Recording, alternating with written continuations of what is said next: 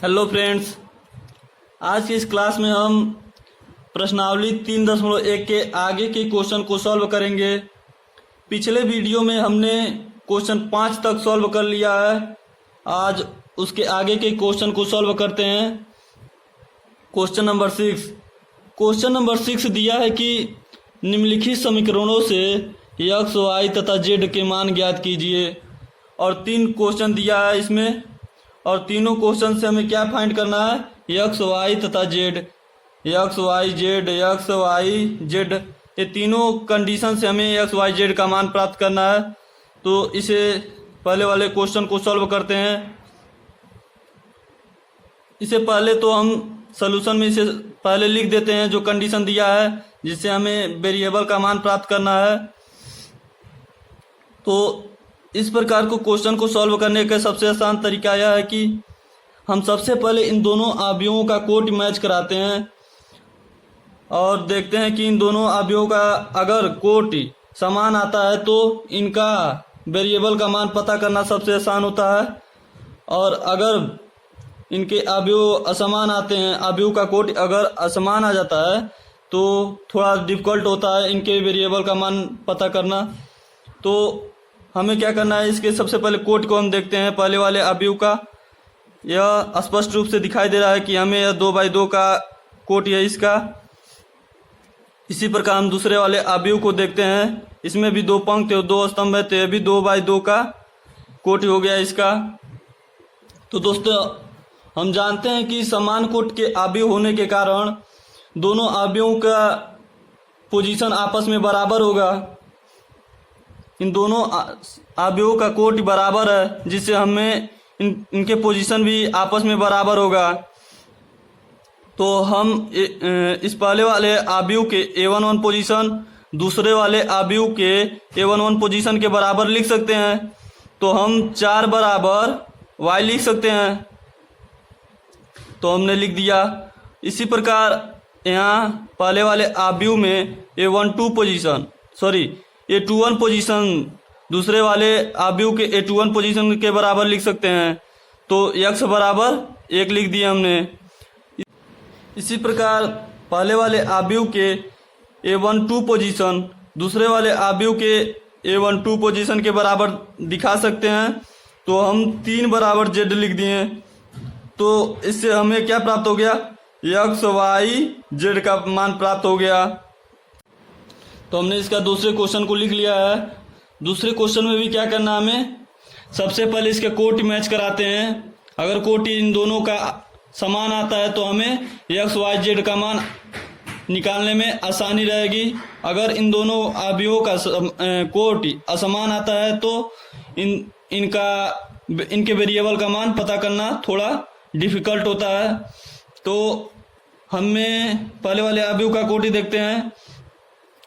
इसका 2/2 का कोटि है, इसका भी 2/2 का कोटि है। तो हम कह सकते हैं कि इन दोनों अवयवों का कोटि समान होने के कारण इन दोनों अवयवों का पोजीशन आपस में बराबर होगा। तो इस पहले वाले अवयव का दूसरे वाले अवयव के a11 पोजीशन आपस में बराबर होंगे।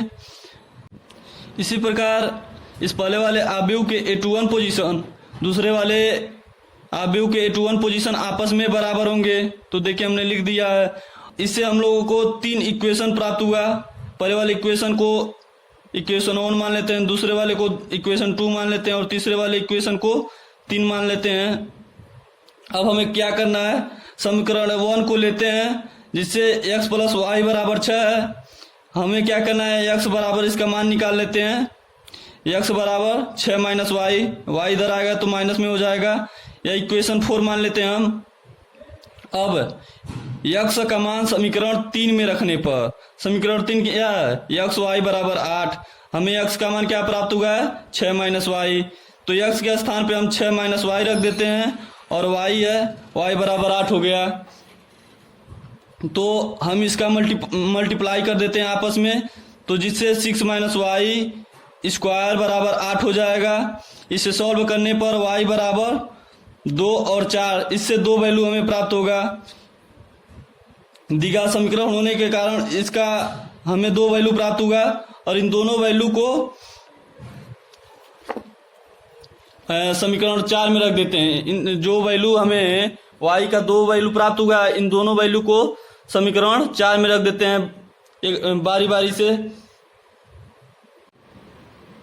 जब वो y बराबर 2 हम समीकरण 4 में रखते हैं तो देखिए x का मान क्या प्राप्त होता है। तो x बराबर 6 माइनस वाई इसका इक्वेशन है, और y बराबर जब 2 रखेंगे तो x बराबर 6 माइनस 2, जिससे हमें x बराबर 4 प्राप्त होगा। इसी प्रकार जब y बराबर 4 रखेंगे समीकरण 4 में तो x बराबर 6 माइनस वाई, y के जगह पर 4 रख दीजिए, जिससे हमें x बराबर 2 प्राप्त होगा। और समीकरण 2 क्या है? समीकरण 2 5 प्लस जेड बराबर 5, तो जिससे हमें z बराबर क्या हो जाएगा, इसका वैल्यू z बराबर 0 आ गया। तो हमें यहाँ पर x y z का 2 मान प्राप्त होगा। एक तो जब y बराबर 2 रखेंगे तो हमें x का मान 4 प्राप्त होगा, और जब y बराबर 4 रखेंगे तो x का मान 2 प्राप्त होगा। तो क्या कर सकते हैं, पहला कंडीशन में लेते हैं x बराबर 4 लेते हैं, y बराबर 2 लेते हैं, और z का मान तो सेम रहेगा, 0 हो जाएगा। इसी प्रकार इसका दूसरा वैल्यू रखते हैं, x का मान जब 2 लेंगे तो y का मान 4 रहेगा और z का मान तो सेम रहेगा। तो इस प्रकार हम इस क्वेश्चन को सॉल्व किए और अगले प्रश्न को देखते हैं। तो हम इसके तीसरे प्रश्न को सॉल्व करते हैं। इस तीसरे प्रश्न में भी हमें क्या करना है, x y z का मान ज्ञात करना है। जैसे हमने पहले और दूसरे क्वेश्चन में x y z का मान ज्ञात किया है, अब इसके तीसरे क्वेश्चन में भी सेम प्रोसेस से x y z का मान निकालेंगे। तो सबसे पहले इसके क्वेश्चन को लिख लिए और उसके बाद हम इसके कोट को देखते हैं कि इसका कोट कितने बाई कितने का है और दूसरे वाले अवयव का कोट कितने बाई कितने का है। तो हमें स्पष्ट रूप से दिखाई दे रहा है कि इसका कोट 3/1 का है, क्योंकि इसमें 3 पंक्ति और 1 स्तंभ है, और इसमें भी 3 पंक्ति और 1 स्तंभ है। तो हम जानते हैं कि समान कोट के अवयव होने के कारण इन दोनों अवयवों का पोजीशन आपस में समान होगा। तो इस प्रकार हम इसका पोजीशन आपस में इक्वल दिखा देते हैं, और हम लिख सकते हैं x plus Y plus Z बराबर 9, और x प्लस जेड बराबर 5, और y प्लस जेड बराबर 7। तो हम इस प्रकार इससे 3 इक्वेशन प्राप्त हुआ। हम इसका नाम रख लेते हैं, पहले वाले इक्वेशन को इक्वेशन 1 और दूसरे वाले इक्वेशन को इक्वेशन 2, इसी प्रकार इक्वेशन 3। समीकरण 2 का मान, अब हम क्या करते हैं, समीकरण 2 का मान समीकरण 1 में रखने पर x प्लस जेड का मान 5 दिया है, x प्लस जेड का मान हम समीकरण 1 में रख देते हैं। तो समीकरण 1 क्या है, x plus Y plus Z बराबर 9। तो हम x प्लस जेड का मान क्या है, 5 रख देते हैं। तो x यहाँ है और z यहाँ है, इसका मान 5 रख देते हैं। तो 5 रख दिए और यहाँ पर y बच गया, तो y को इसे ही रख देते हैं। तो y प्लस 5 बराबर 9 हमें प्राप्त हो गया पहले वाले इक्वेशन से। तो इस प्रकार हम y का मान निकालते हैं, 5 को उधर भेज देते हैं तो माइनस में हो जाएगा। तो y बराबर 9 माइनस 5 बराबर 4। तो इस प्रकार हमें y बराबर 4 प्राप्त हो गया। अब हम क्या करते हैं, y का मान समीकरण 3 में रखने पर y का मान समीकरण 3 में रख देते हैं। ये समीकरण 3 है और y का मान क्या हमें प्राप्त हुआ है, 4। तो हम y प्लस जेड बराबर 7 को y के जगह पर 4 लिख दिए और प्लस जेड बराबर 7। तो हमें z का मान निकालना है, तो 4 को उधर भेज देंगे, तो z बराबर 7 माइनस 4 बराबर 3। इस प्रकार हम z का मान 3 प्राप्त हो गया। और समीकरण 1 में y और z का मान रखने पर समीकरण 1 हमारा है x plus Y plus Z बराबर 9। अब हमें y और z का मान समीकरण 1 में रख देते हैं। y का मान 4 प्राप्त हुआ है और z का मान 3 प्राप्त हुआ है। तो इस प्रकार हम रख देते हैं, x का मान वैसे ही रख देते हैं, तो x का मान निकालना है, y का मान 4 है और z का मान 3 है। तो 4 3 7 हो गया। अब हमें क्या करना है, x का मान निकालना है, तो x को इधर ही रख देते हैं और 7 को उधर भेज देते हैं। इधर प्लस में है तो उधर में जाएगा तो माइनस में हो जाएगा। तो 9 माइनस 7 बराबर 2। इससे x का मान हमें 2 प्राप्त हो गया। और इस प्रकार हम क्वेश्चन नंबर 6 के तीनों कंडीशन को हल कर दिए। हमें क्या दिया था, दो आव्यूह दिया था, दो मैट्रिक्स दिया था जिससे हमें एक्स वाई जेड का मान ज्ञात करना था। अब इसके अगले क्वेश्चन को सॉल्व करते हैं। Question number 7। Question number 7 same question number 6 जैसे सॉल्व होगा, बस डिफरेंस इसमें क्या है, क्वेश्चन नंबर 6 में दिया था एक्स वाई जेड का मान हमें ज्ञात करना था और इसमें क्या हमें ए बी सी तथा डी का मान ज्ञात करना है। तो सेम प्रोसेस इसको भी हल करते हैं, उसको क्वेश्चन को नोट कर लेते हैं और इसका सबसे पहले हम क्या करते हैं, कोटि देखते हैं, इन दोनों अवयवों का कोटि समान है कि नहीं है। तो इसका कोटि 2/2 का है और दूसरे वाले अवयव का कोट भी 2/2 का है। तो हम कह सकते हैं कि समान अवयव के कोट होने के कारण इन दोनों अवयवों का पोजीशन भी आपस में बराबर होगा। तो इस पहले वाले अवयव के A11 पोजीशन दूसरे वाले अवयव के A11 पोजीशन के बराबर होगा। तो हम लोग A - B को इस दूसरे वाले अवयव के A11 पोजीशन जो कि -1 है उसके बराबर दिखा देते हैं। इसी प्रकार सभी पोजीशन को इसके बराबर दिखाने पर 2A + C = 5 आ जाएगा, 2A - B = 0 आ जाएगा, 3C + D = 13 आ जाएगा। और इस प्रकार हमें 4 इक्वेशन प्राप्त होगा और चारों इक्वेशन के नाम हम रख लेते हैं। पहले वाले इक्वेशन को इक्वेशन 1, दूसरे वाले इक्वेशन को इक्वेशन 2 और तीसरे वाले इक्वेशन को इक्वेशन 3। इसी प्रकार चौथे वाले इक्वेशन को इक्वेशन 4। तो अब हम क्या करते हैं, सबसे पहले समीकरण 1 को हल करते हैं। समीकरण 1 क्या है, A - B = -1। तो A - B = -1 को सॉल्व करने पर A का वैल्यू निकालते हैं। तो A का वैल्यू निकालने पर B को उधर भेज देते हैं, यहाँ पर माइनस में उधर जाएगा प्लस में हो जाएगा। तो A = B - 1, हमें A का मान क्या प्राप्त हुआ, A = B - 1। इसे इक्वेशन नंबर 5 रख लेते हैं। अब क्या करना है, A का मान जो प्राप्त हुआ है वो समीकरण 3 में रख देते हैं। समीकरण 3 क्या है, 2A - B = 0। तो हम रख लेते हैं 2A - B = 0। A का मान क्या हमें प्राप्त होगा, B - 1। A के स्थान पर हम B - 1 रख देते हैं। तो इनका मल्टीप्लाई होगा 2B - 2 - B = 0। तो 2 में से 2B - B, तो B बचेगा और इस 2 को उधर भेज देंगे, माइनस में उधर प्लस में हो जाएगा। इस प्रकार हमें B का मान 2 प्राप्त होगा। B का मान समीकरण 5 में रख देते हैं। B का मान हमें 2 प्राप्त हुआ है और समीकरण 5 क्या है, A = B - 1।